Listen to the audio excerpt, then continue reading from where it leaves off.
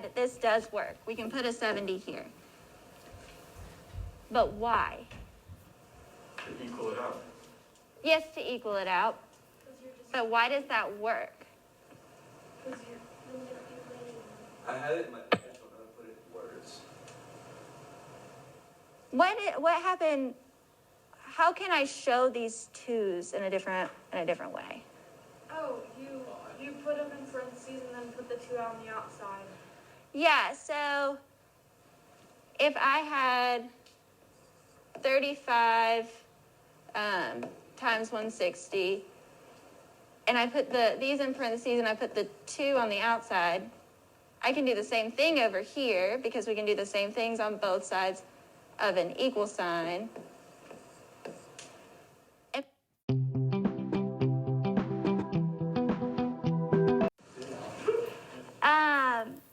And then what's the general rule that we have for angles? Do we remember? The general rule? Yeah, like the 2 times. 2 times the angle equals arc1 plus arc2.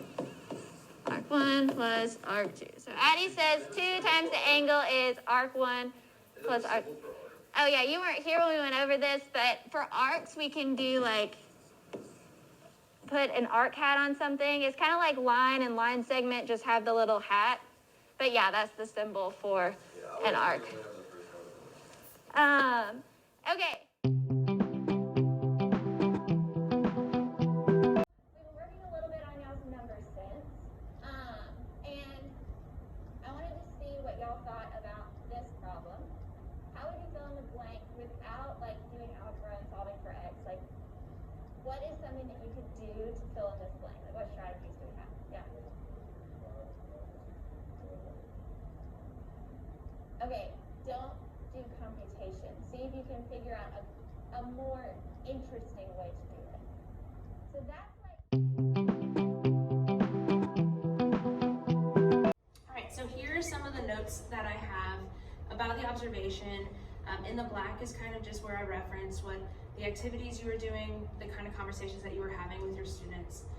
And then you can kind of see in the purple, that's where I start to kind of, ask more questions about the development of the lesson. So I noticed that in minute 20, you were going over the arcs and the angles, and I like that when you were on the board and at the front, you were referencing the students' names, and I think that helps increase engagement and motivation in the lesson. But one of the questions that I had is how can we get students to give more generic and specific questions and share with their peers a little bit further?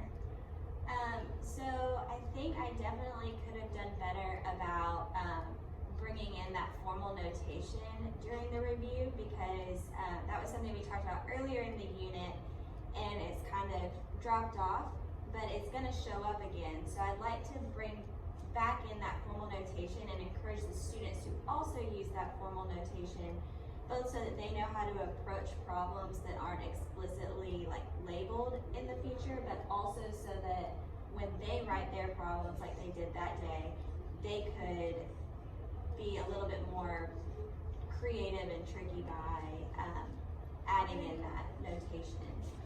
I'll let you just kind of look over these notes a little bit longer, and then just kind of ask me if you have any questions or if you want to touch on some of the things that I wrote about.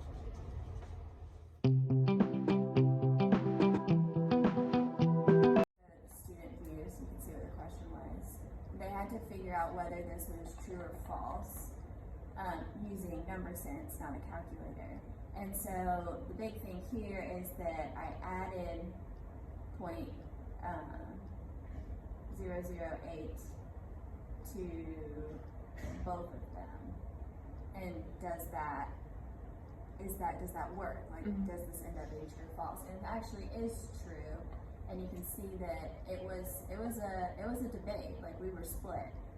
Some of them changed their answers after we talked about it, but like you can see that they're thinking like 0.2 and 0.002, and you subtract. What do you think is like the questioning that you did to help them see the other side of it? On this one, well, you can see some of them actually wrote this.